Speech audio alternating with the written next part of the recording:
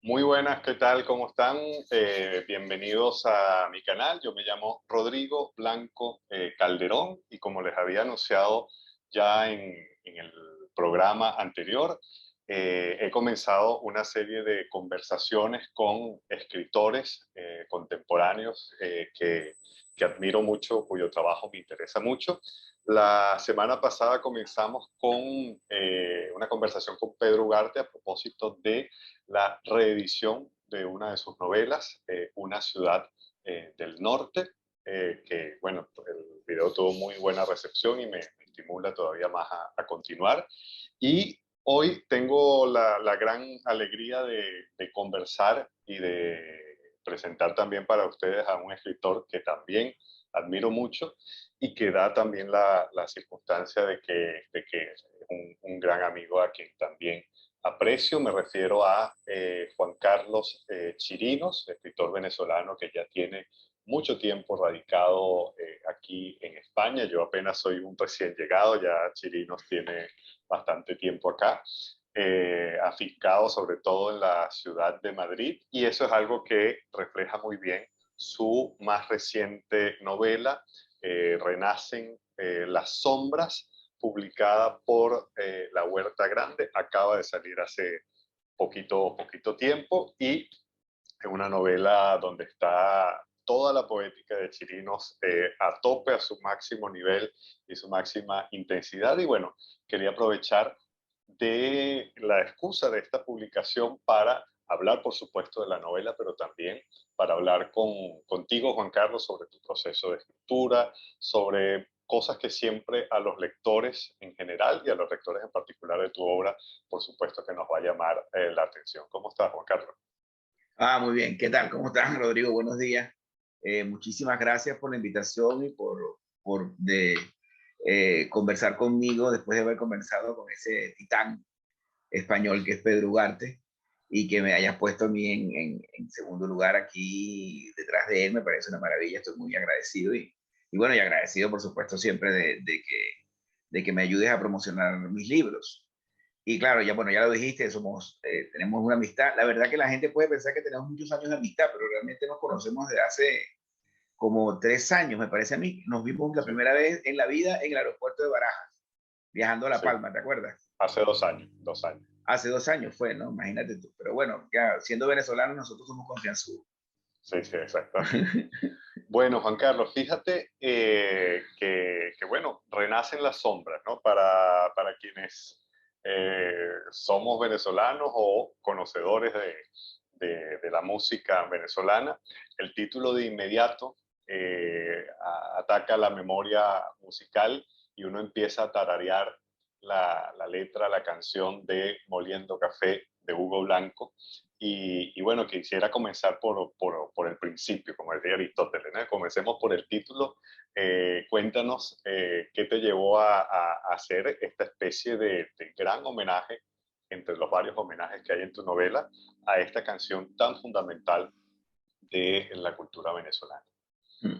Bueno, la verdad que lo primero que a mí se me ocurrió de esta novela fue el título. Se me ocurrió en el año 2011 este título. O sea, vi el título, Renace en la sombra, porque esta novela es, entre otras cosas, la continuación de una novela anterior que se llama Noche Bosque, una novela gótica, una novela de ambiente gótico. Eh, y cuando la publiqué y terminé de promocionarla, se me ocurrió que la novela podía continuar, que el personaje protagonista, que se llama Paula Zorsky, podría tener una continuación en su vida y en su historia. Y entonces se me ocurrió el título, Renace en las sombras, porque estaba pensando, por supuesto, en otra novela gótica. ¿Por qué renacen las sombras? Porque, bueno, primero que nada, porque la expresión, el término me parece fabuloso, esas dos palabras, renacen las sombras. Y segundo, porque mi personaje es un personaje venezolano y de alguna manera así aludía a la cultura venezolana, pero no solamente a la cultura venezolana local o que comprenden los venezolanos, sino a una canción que como tantas otras canciones venezolanas se han convertido en canciones universales, junto con Caballo Viejo o con Los Angelitos Negros, son canciones que en el ámbito en español parecen canciones internacionales. De hecho, yo en algún lugar leí que había gente que preguntaba que si esa canción no era una canción, Moliendo Café, sino era una canción venezolana. Y claro, no, digo mexicana. Y no es una canción venezolana, Moliendo Café. Y se puede escuchar. Bueno, en el metro aquí en Madrid, no sé si en Barcelona, en los autobuses o en París, allá cuando estaba en París lo escuchaba. En el metro generalmente los que tocan música pidiendo dinero, o sea, que tocan por dinero, Sí. siempre tocan Moliendo Café. Y fíjate que yo creo que fue por eso que se me ocurrió ponerle Renace en la Sombra. Es un juego allí que hago a propósito para poder introducir de una manera no populista ni tampoco patriotera el elemento venezolano, que bueno, es inevitable que aparezca porque siendo yo venezolano, pues no tiene por qué no aparecer el elemento venezolano. Y bueno, no sé si te cuento más o seguimos hablando y te voy No, no, contando. está bien, pero fíjate, para tratar de abordar, por supuesto, alguien que ya ha leído tu obra, eh, apenas comienza a leer las primeras páginas o lee la contraportada, empieza como a tantear el libro, que por cierto está muy, muy bellamente editado, la edición Muchas de La gracias. Huerta Grande a nivel de la portada, del papel, de la tipografía, las ilustraciones, de verdad que es una de las primeras cosas a destacar. Pero cuando uno empieza a hojear la novela y a adentrarse, de inmediato cae en cuenta que se trata de, en muchos sentidos, una continuación del mundo narrativo que ya inicia, por lo menos en Nochebosque, que es del año 2011, creo que habíamos dicho, Sí. ¿no?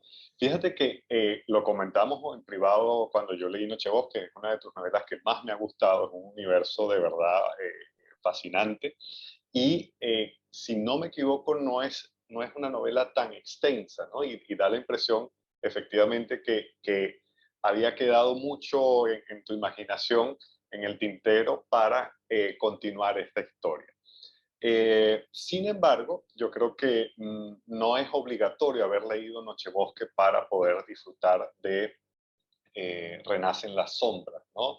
Quizás alguien que ha leído Nochebosque está como ya un poco advertido, ¿no? De esa capacidad tuya de entremezclar el registro del realismo y el registro de lo fantástico, ¿no? Y efectivamente, bueno, desde el título hay una recuperación de lo venezolano. Sin embargo, y quisiera comenzar por ahí como el abordaje ya de la novela, lo que aparece en primer plano en un despliegue erudito y a la vez fascinante es Madrid. Madrid como espacio narrativo, como espacio casi que mitológico, y yo creo que eso es uno de los grandes aportes de la novela o de las primeras cosas que me llama la atención, ¿no? Cómo, cómo es tu relación con Madrid, ¿no? A partir de lo que podemos entender a partir de esta Mm, novela. mm. Bueno, yo lo he conversado contigo varias veces y creo que lo he dicho en algún otro lugar. Em, yo no considero que he vivido en Venezuela y he vivido en España. Yo considero que he vivido en Valera, que es la ciudad donde yo nací, en Caracas, que es la ciudad donde yo estudié en la universidad, en Salamanca, que también continué mis estudios universitarios allí, digamos, de posgrado, entre comillas, y en Madrid. Es decir, que yo vengo de 4 ciudades, no vengo de 2 países, sino de 4 ciudades. Con lo cual, eso está señalando que yo establezco relaciones vitales con las ciudades, no con los países en sí mismo, porque es demasiado complejo decirse, bueno, claro, yo digo que soy venezolano, obviamente, y que vivo en España, o sea, a efectos de pasaportes y de cruzar Claro, fronteras, pues eso es lo que ocurre. Pero a efectos vitales, al nivel afectivo, la ciudad con la que yo me relaciono, la Venezuela que yo conozco es la Venezuela de Valera y la Venezuela de Caracas. Y la España que yo conozco de verdad es la España de Salamanca, a la que todavía le debo una novela, y la España de Madrid, que he vivido ya este año, se cumplen 20 años viviendo yo aquí en Madrid. Entonces, Madrid, como Caracas, o como la Caracas que yo conocí, es una ciudad extraordinariamente generosa con el que llega. Es una ciudad en la que te sientes inmediatamente parte de la ciudad en cuanto llegas, pero desde el minuto cero. De hecho, uno de los lemas turísticos de Madrid es, si estás en Madrid, eres de Madrid, con lo cual, y cualquier persona, incluso que vaya de paso, tú lo habrás sentido cuando has venido a Madrid, las veces que has venido a Madrid, que llegas aquí y ya sientes que la gente se considera como, supongo que te habrán preguntado, señor, ¿dónde queda la calle tal? Te preguntarán, pensando que eres de aquí. Y claro, generalmente si le preguntas a alguien, puede ser que esté de paso, son turistas. A mí me ha pasado que le he preguntado a alemanes por calle y se me quedan mirando y claro, es que son turistas y no conocen la ciudad. Y entonces mi relación con Madrid ha sido una relación que es la típica relación del viajero de provincias. Te lo digo así, tú que eres de Caracas. Cuando yo llegué a Caracas, lo primero que hice fue empezar a conocer Caracas. Agarré autobuses y hacía las líneas completas y de principio a fin para ver Caracas, para conocerla, ¿no? Y al final, a los 5 o 6 años, yo ya conocía más cosas de Caracas que muchos caraqueños. Es decir, yo tenía más relación porque me las había aprendido. La típica es lo que ocurre con los recién llegados, que aprenden más.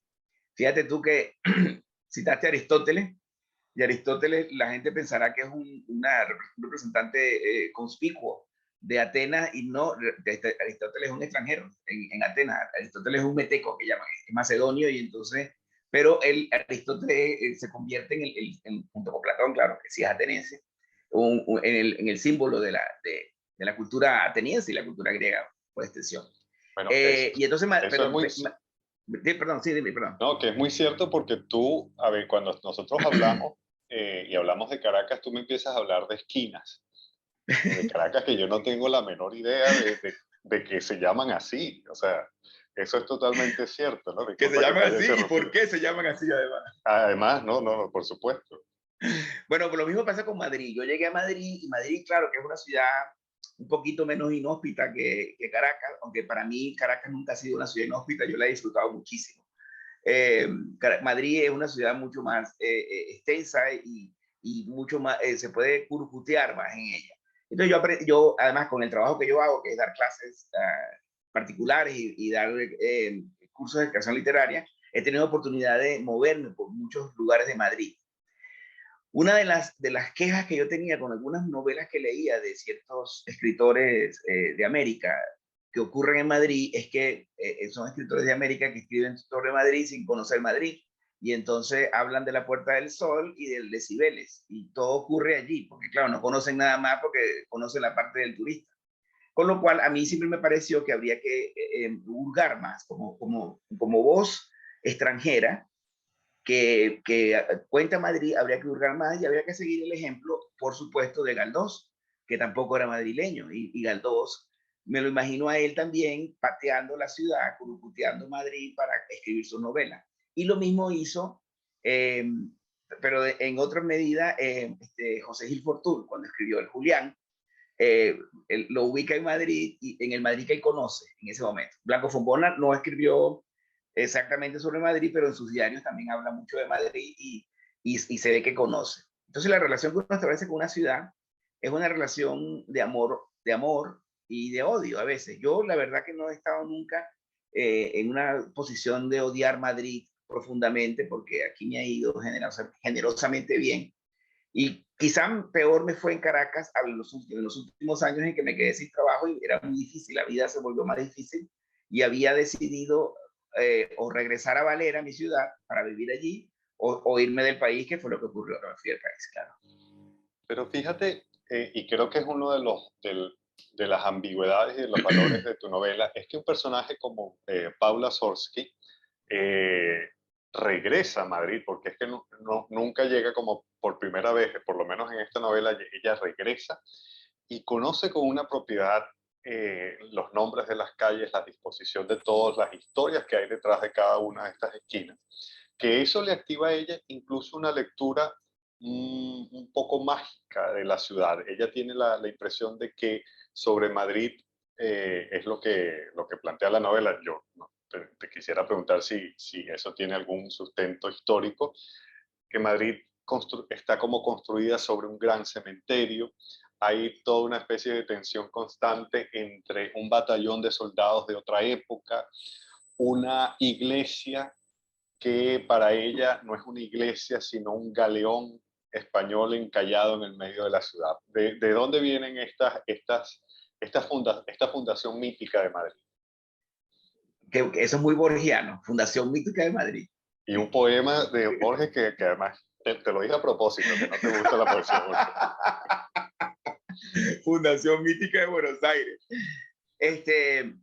Bueno, como se trata de una novela gótica, fantástica, yo tiendo a, bueno, en realidad en todo lo que yo escribo, prácticamente en todo lo que yo escribo, yo tiendo a lo fantástico, a mostrar como un lado no existente o no evidente de la realidad, porque la verdad que a mí mi relación con el realismo es bastante complicada y por muchas razones que quizá podamos hablar ahorita, mi relación con el realismo tiene que ver con mi rechazo a que como escritor de América me obliguen a escribir sobre dictadores, sobre revoluciones. No, yo estoy, eso me pudre profundamente, que me obliguen a escribir cosas porque según el target al que pertenezco y no me parece justo para mí ni para nadie.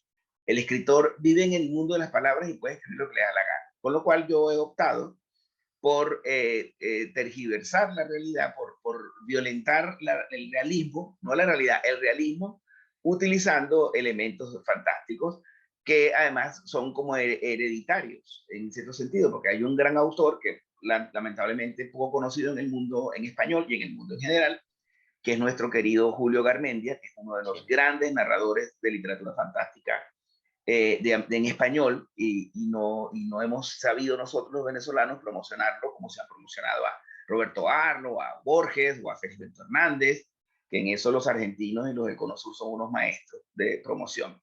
Pero mi maestro original, digamos que el primer maestro de literatura fantástica que yo considero mi maestro es Julio Garmendia, que es, de hecho tiene, tú lo conoces, tiene un texto que le recomiendo al que esté escuchando, que seguro que se consigue por cualquier lado, que se llama El cuento ficticio, que es un manifiesto sobre la literatura pura y dura.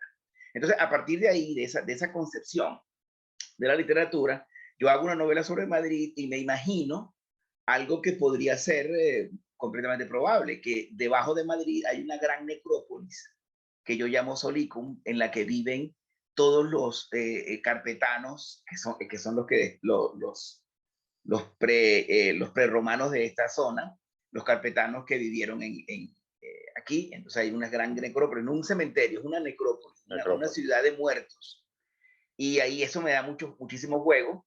Y lo de la iglesia que parece un galeón encallado, es que no sé si tú la conoces, pero hay una iglesia entre Lavapiés y Cascorro que se llama la iglesia de San Cayetano, que es una iglesia que está en la calle Embajadores, que de noche tiene una iluminación, que esto me ocurrió efectivamente. Yo venía caminando con Ernesto Pérez Zúñiga y me topé con esa iglesia la primera vez y parecía un galeón español flotando.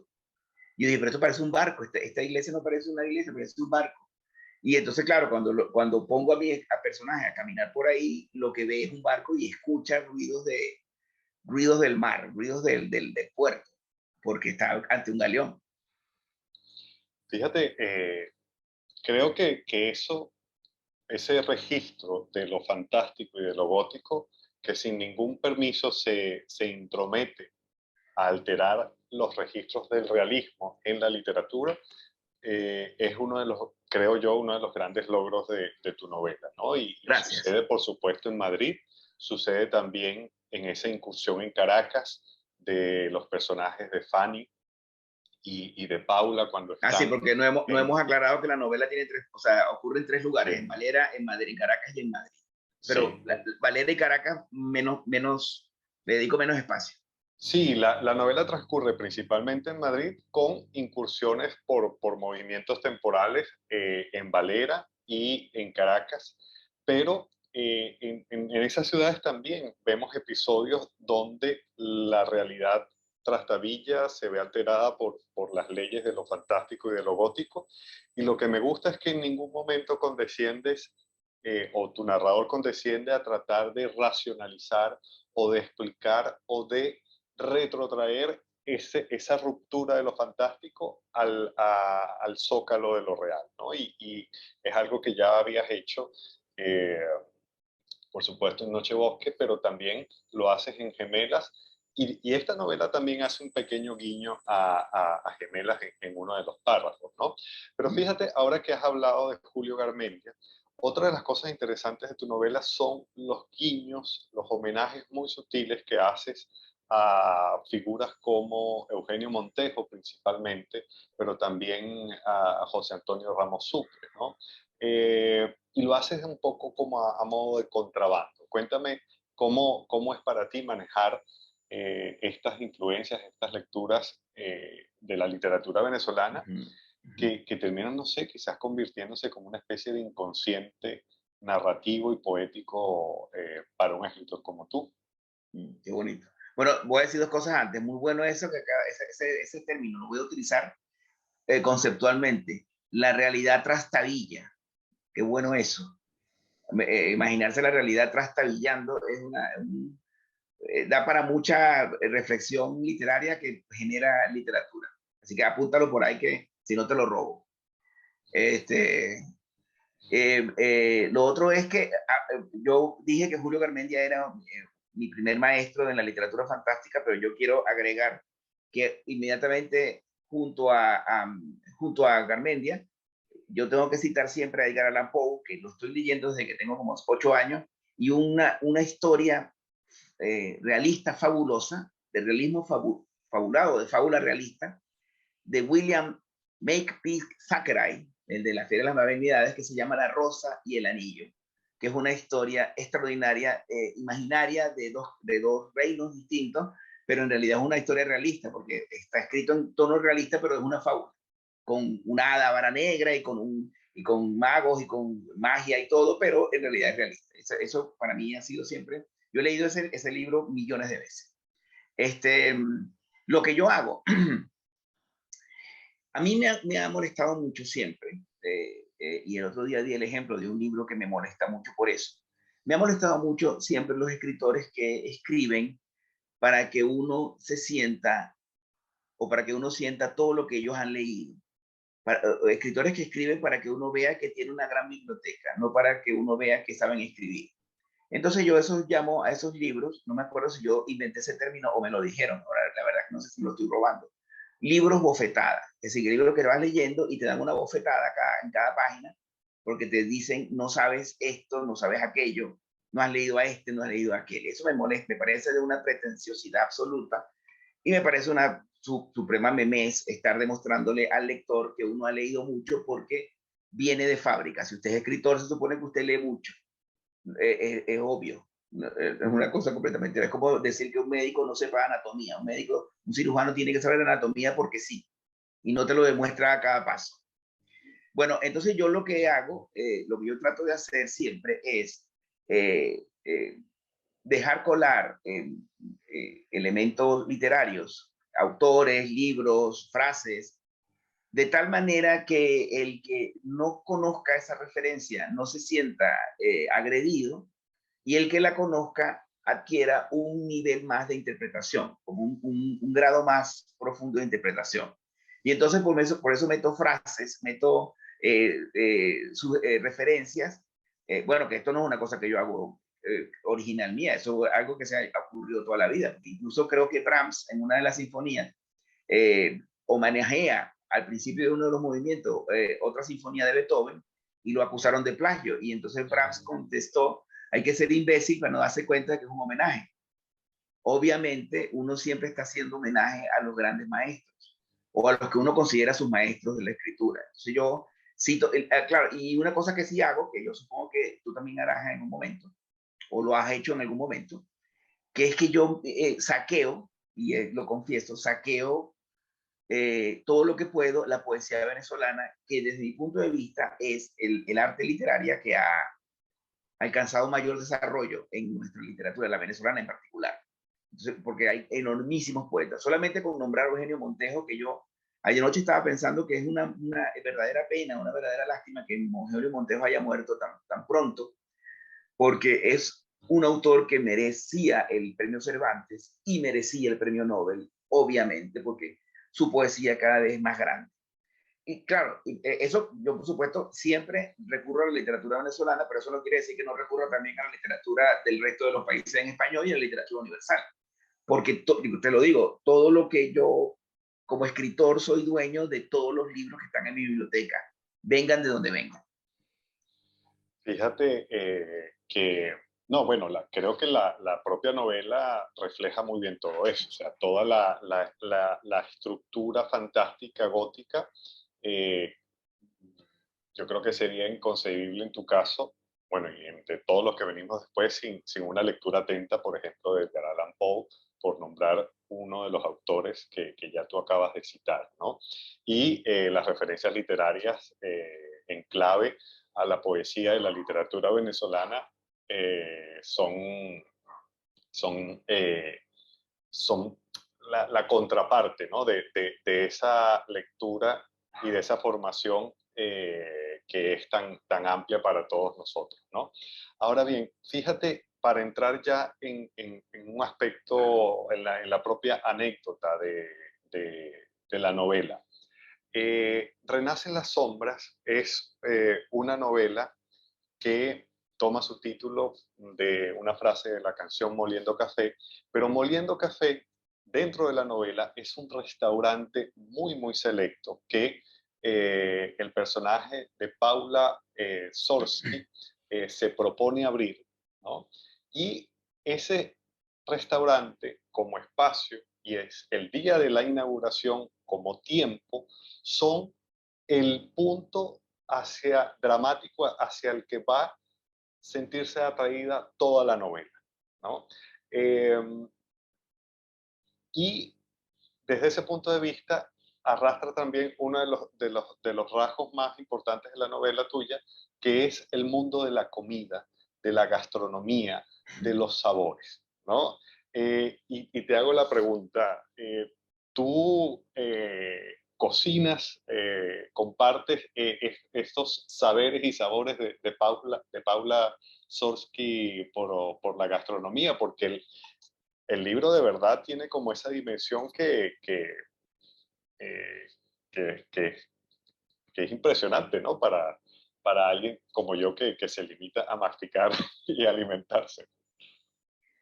Bueno, yo comparto con Paula Sorsky la afición por comer, como queda demostrado evidentemente.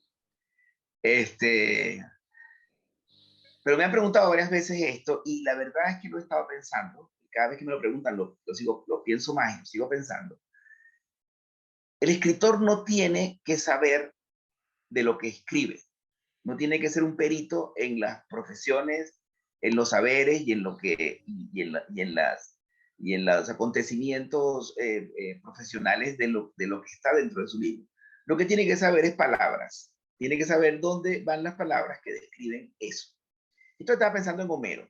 Homero, que ni siquiera se sabe si existió.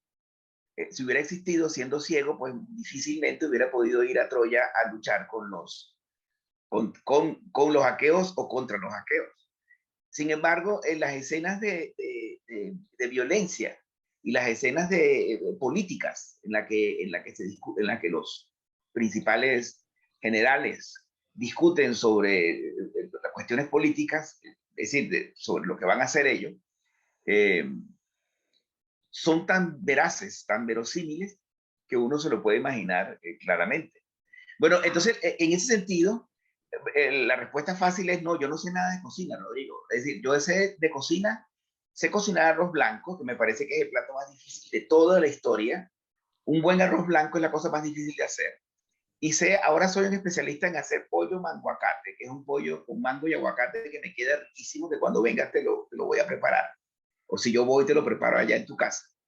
Este, pero no soy gastrónomo ni soy enólogo, porque cuando yo necesito saber en una novela algo que sea muy sofisticado en un plato de comida o en un vino, pues lo investigo en enciclopedias, en internet, donde sea, y lo pongo como está. Juan Partida me comentó, cuando le hablé del pollo manguacate, que él quería comer pollo manguacate sobre todo por el nombre, porque una gran parte de la delicia de una comida es el nombre que tenga. Entonces, el solo nombre ya te estimula, te dice. Por eso a mí las croquetas no me gustan. De los pocos platos españoles que no suelo comer son croquetas, porque yo no concibo algo que se llame croqueta que no cruja. Y las croquetas son blanditas. Bandas, claro. Y entonces no me cuadra. O sea, no se pueden llamar croquetas. Hay un conflicto allí. Pero fíjate, yo no sé si, bueno, cada quien también lee la novela según sus circunstancias y creo que también influye la época en que se publica, pero yo leí esta novela que en una de sus líneas, insisto, gira alrededor de la apertura de este misterioso restaurante llamado Moliendo Café. Y no podía dejar de conectarlo con el, el cierto boom de la gastronomía venezolana en Mira, sí. España, que es una de las consecuencias, vamos a decir, involuntarias y felices, ¿no? De la emigración masiva de venezolanos. ¿Hay algo de esta impresión tuya que haya influido en la escogencia de este tema para tu novela? Chico, yo creo que es una, como llaman algunos psicólogos, una sincronicidad. Es decir, la novela Claro. original, Nochebosque, es la historia de una chica que estudia para chef y para pagarse los estudios consigue trabajo de au pair, cuidando niños para hacer dinero y pagar la matrícula. Ella se va a una casa a cuidar a un niño, de una familia, una señora millonaria la contrata para cuidar a un niño, y ahí es donde le ocurre todo, porque originalmente, digamos que yo pensé en Nochevieja como una especie de versión de la Caperucita. Quizá en la comida original, el germen de la comida en esta novela y en Nochebosque está en la cestita de comida que lleva Caperucita a su abuela en la historia original. Como es una historia de lobos, pues tiene que ver con la comida, con comer. Y claro, de ahí, eso fue en el año 2011. De hecho, no siquiera en el año 2011, Rodrigo, fue en el año 2007. Yo esa novela la escribí en el año 2007 y estuvo ahí, como tú sabes, esperando que un editor generoso la diera a luz. Y hasta que salió en el 2011, con lo cual mi personaje, la Paula Sorsky, es cocinera desde el año 2007. Que por cierto, Paula Sorsky es el nombre de un personaje, del cómic Lucifer, de Mike Carey. Es un personaje secundario de Lucifer. Y yo utilicé ese nombre como una especie de homenaje al cómic, y porque a mí el cómic me interesa como recurso literario. Cuando se me ocurrió la novela en el 2011, la segunda novela, es decir, Renace en la sombra, pues pensé, ya ella ha crecido, ya ella ha pasado todas las desgracias que le pasaron en Nochebosque, y ahora regresa a Madrid, porque ella conoce Madrid, porque es una chica que se ha movido mucho, y monta un restaurante que se llama Moliendo Café. Bueno, realmente se me ocurrió que fue un restaurante porque el nombre es perfecto, el Moliendo Café. El, Claro. como cuando aquí hay un bar que se llama el Bar Variedad. Entonces, es buenísimo, el Barbaridad. Entonces, el Moliendo Café. Y entonces, es verdad que por sincronicidad, ahora aquí en Madrid, y supongo que en el resto de España, Málaga también, eh, hay una serie de restaurantes venezolanos y de cafeterías venezolanas donde venden comida venezolana. Eso me ha venido bien a mí, pero la verdad que no fue con intención. Es la consecuencia de que no viene a rebufo, sino que es la consecuencia de todo el proceso de creación de la novela. Colocar un personaje chef venezolano en Madrid, es verdad, la gente diría, ya empezaron a salir novelas de restaurantes venezolanos, pero la verdad es que, claro, la explicación es muy larga, pero es casualidad. Mira, fíjate, hay cosas, lo de la comida, lo de la música, eh, el elemento de lo gastronómico, de lo musical en tu novela, que está emparentado con Venezuela a través de este personaje Paula Sorsky, que ella insiste todo el tiempo, ¿no? Que ella conoció muy poco Valera, que su formación fue en Francia, en Suiza y finalmente en España. Sin embargo, es como que ese cúmulo de vivencias originales le alcanzan para sacar de allí toda la materia creativa. Pero en esta escena aparecen también otros personajes, como David Volk, que es un vendedor importador, vendedor de zapatos, Zapato. ¿no? Que también es venezolano, y es como que los venezolanos se van apareciendo en esta novela como de a poquito, ¿no? Y arrastrando un sentimiento que yo no lo había detectado hasta la escena prácticamente final de la apertura del restaurante, que es la nostalgia, ¿no? Y tienes un momento donde los personajes, un personaje le pregunta a otro, ¿no? ¿Conoces Venezuela?, le preguntó Fanny. David la miró con benevolencia. Hace muchos años era venezolano. Ahora solo me quedan el recuerdo de la música y las arepas de trigo que Abigail hace como la más andina de las cocineras. ¿Y por qué ya no eres venezolano? No te sé decir. Será porque con el tiempo los países también se borran como los recuerdos. Esto me pareció bellísimo y a la vez me conmovió mucho. Esa frase, hace muchos años era venezolano, ¿no? Y creo que es una instantánea perfecta de todo lo que hemos perdido y lo que se pierde siempre cuando uno le toca crecer, viajar y emigrar, pero es bellísimo también ver cómo ese país que por diversas razones hemos sentido que hemos perdido, no desaparece del todo porque persiste en la música, persiste en la comida, persiste a través de los sentidos, ¿no? Pero sin embargo no lo hace para nada como de una manera programática, ¿no? Forma parte de la gran amplitud de registros de tu novela, que ya para ir cerrando esta conversación, quiero Estamos de terminando. verdad volver a colocarla aquí, igual ya le pondré un recuadro más visible. Renacen las sombras de Juan Carlos Chirino, la recomiendo mucho.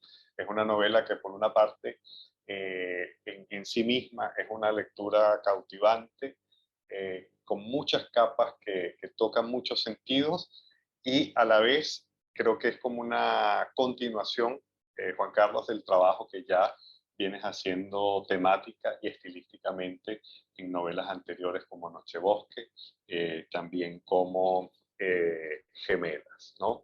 Quedan muchísimas cosas por conversar, pero bueno, no Muchísimas. será esta ni la primera ni la última.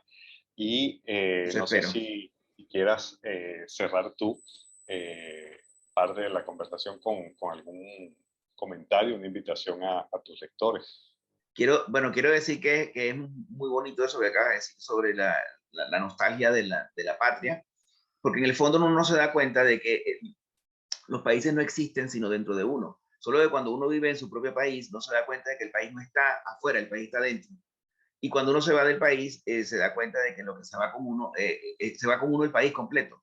No ese país que se queda allá, porque cuando regresas ya reconoces que ya lo que está allí no eres tú. Tú eres, tu país está dentro de ti. Entonces, mi novela está escrita, tiene esa clave, esa clave. Pero tiene muchas otras, porque no quiero ser un escritor realista, no quiero ser un escritor, perdón, no realista, me equivoqué. Un escritor sociológico, no quiero ser un escritor sociológico, no hago antropología, no hago sociología, no hago política, no hago periodismo, hago literatura, punto. Y lo que quieran hacer los especialistas con esos libros ya es problema de ellos, no problema del libro. Así que yo invito a cualquier persona que esté escuchando que si lee mi novela, la lea poniéndose en los zapatos de la literatura, poniéndose en los zapatos de la ficción. Y a partir de ahí decida qué quiere hacer con ese libro. Se lo voy a agradecer lo que quiera hacer con él, incluso si lo quiere tirar a la basura, si lo ha pagado antes, por supuesto.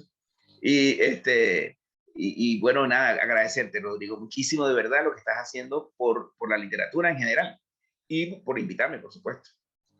Bueno, no, gracias a ti por el tiempo, por haber escrito esta novela. Les recuerdo, Renacen las sombras de Juan Carlos Chirino, publicado por La Huerta Grande. Bueno, ya hemos llegado al final de esta conversación. Recuerden que me ayuda muchísimo.